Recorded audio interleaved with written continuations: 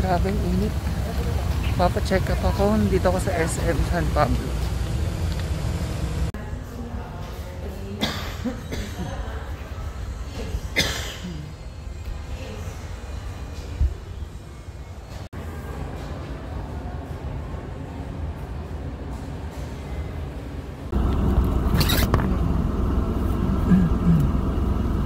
Tapos ako magpa-check up. Mamaya nang dahil magkwentuhan. Hindi pa ako makain. It's almost 2 PM. Bumili lang ako ng turon tsaka lumpia. Iulam ko yung lumpia sa bahay. Pero mag-milk din ako. Gusto ko kasi umiinom habang nag-drive. Okay, nasa bahay na. Ito yung mga binili ko sa SM. Baliktad siya. Yung mga kakanin. Ayun o, cute. Trio to. May kutsinta, sapin-sapin, tsaka pichi-pichi. 100 pesos. Pwede na. Tapos photo cheese. 100 pesos din. Okay na, diba? Yung parang mga booth sa SM. So, yan. Meron na kaming merienda or breakfast. Tapos meron na akong turon. Yung mamaya, merienda. Saka, lumpia. Pero nagluto si Gerald ng munggo. So, munggo na lang muna yung uulam ko. Baka bukas na lang siya. Kaya naman namin init yun. Ayun lang. Kain muna ako tapos kwento ko sa inyo yung result ng aking pagpapacheck up. Ba't yun yung mata ko? Parang hindi pantay. Yan. Yung luto ni Gerald munggo. So, kakain ako. Sakto hindi pa ako kumakain. Eh, nakaabang si Bebe Gail. Hindi ka pwede niyan, may hipon. Sarap. Favorite ko ang munggo.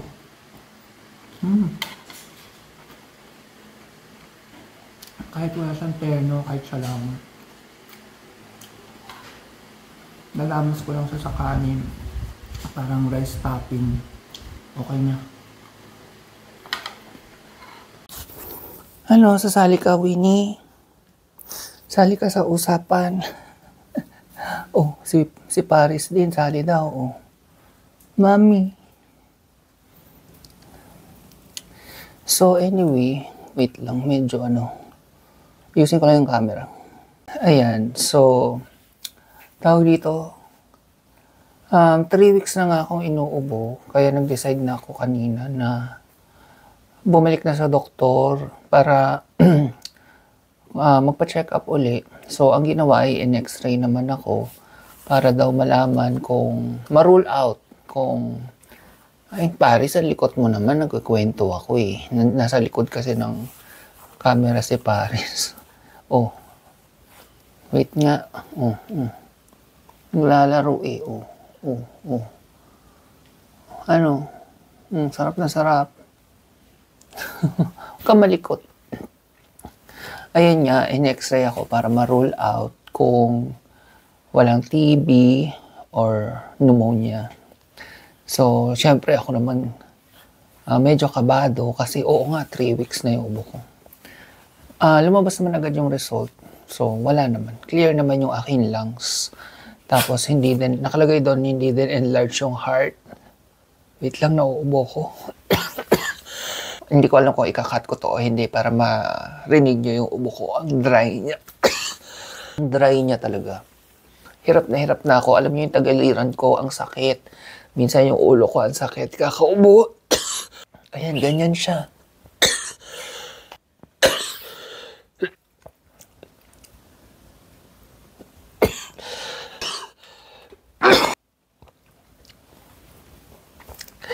Tignan niyo yung luha ako.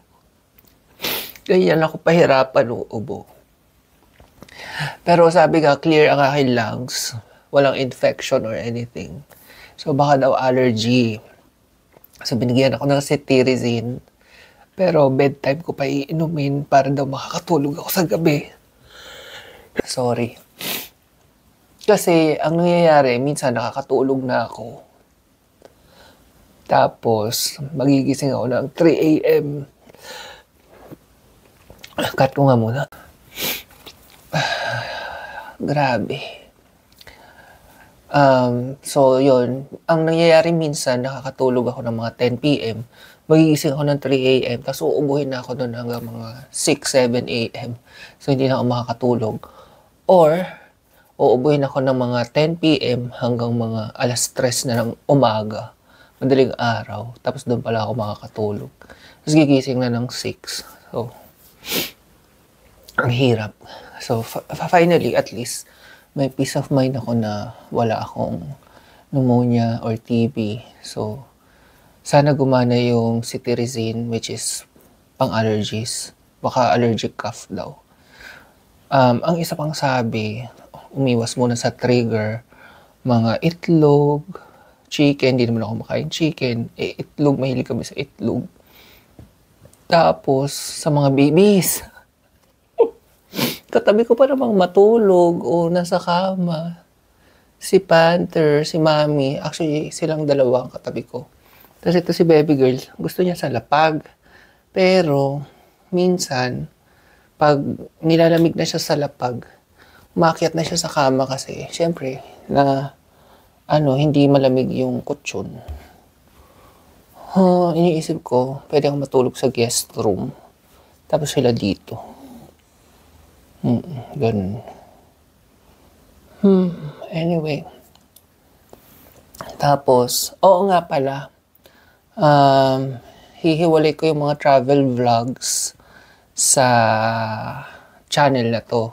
So, sana isubscribe nyo rin yung isang channel. Magiging Mark Lester Travels. Puro travels lang doon. Tapos dito sa channel na to ay, mga daily vlogs. Actually, hindi naman daily. Personal vlogs. Yan. Tapos, iniisip ko dun sa kabila mga travels tsaka mukbang. Pero hindi ko alam kung pwede ba yun. Kasi, dapat may niche lang yung bawat channel. Moving forward lang para maiba naman. Kasi, ang tagal-tagal lang halo-halo ng niche nitong channel ko na to. So, para may specific lang bawat channel. So, yun, naligay ko na lang dito. Or, search na lang Mark Lester Travels. Tsaka, lagay ko din yung link sa description. I think yung iba sa inyo nakasubscribe na doon kasi lumang channel namin yun ni Mama. Yun yung dating prinsesa ng kusina, family vlogs. Yung dapat family kaming mag-vlog. Ako, si Mama, mga pinsan ko doon sa Bulacan. Para matulungan din sana sila sa mga kikitain doon sa vlogs. Pero hindi sila natuloy, hindi nag-push through. Si Mama rin. Noong una nag-vlog siya.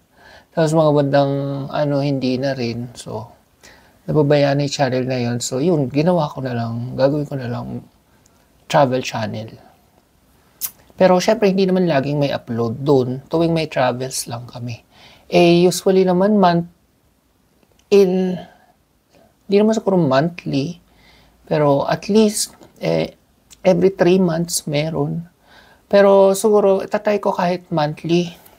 Kasi nanggaling ako sa Dagupan, so yung unang vlog doon is Dagupan vlog.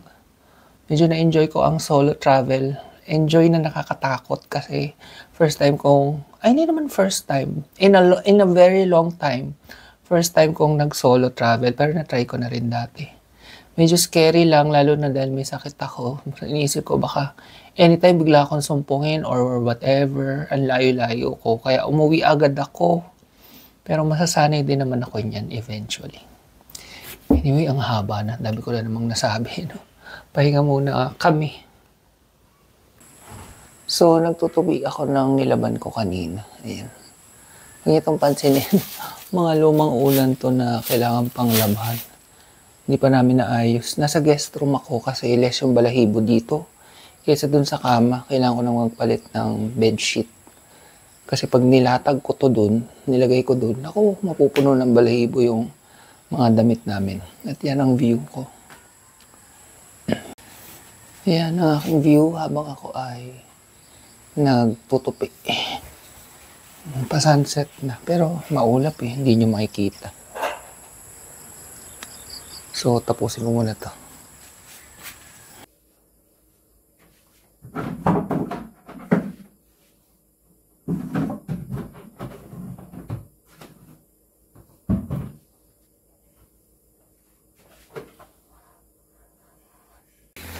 Tingnan yung pawis ko. Kita ba? Ah, ang ginawa ko lang ay after ko magtupi ng damit, pinalitan ko yung bedsheet. Diyos ko, effort. Napakabigat ng Emma bed. So, isa yun sa i-consider nyo kung bibili kayo ng Emma bed kasi mabigat siya. Wait lang. Anyway, may full review ako niyan soon. Para hindi kayo ma-spoil. Isa lang yun sa clue ko sa inyo. Ang bigat niya. Ako nga laki kong tao. Hirap na hirap akong palitan siya ng bedsheet. So kung mas maliit kayo sa akin, mas... Pero although, depende rin naman. May maliliit kasing malalakas. Baka sadyang mahina lang ako. I don't know. So anyway, ayan, malinis na naman ang bedsheet. And bago nga pa na namin pinapakit sa kwarto yung mga babies, pinupunusan na muna namin yung mga paa nila, yung puwet nila. Yan, talagang nililinis muna, muta nila. So, okay naman, malinis naman yung paa nila pag umakit na sa kama. Nakakahingal. So yan, malapit na mag-premiere yung aking travel vlog sa Dagupan. Doon sa isa kong channel, again, Mart Lester Travels. So, sana masuportahan nyo din yun. Mag-good night na rin ako kasi wala naman nang gagawin. Magdi-dinner lang ako tapos iinom ako nitong nireseta sa akin na cetirizine. Yan. Para daw masarap ang tulog ko, hindi ako sumpungin ng umumami ang gabi. So, let's see if mag-work. Sabi ni Doc, good for 10 days yan eh. Pag hindi nag-work, balik ako. Baka, ano naman daw, pang nebulize naman bibigay niya. Hindi niya binigay na magkasabay, parang pang mas malala na daw kasi yung sa nebulizer. Good night, salamat sa panonood. Salamat sa pagsama sa akin sa check-up ko. Ayun.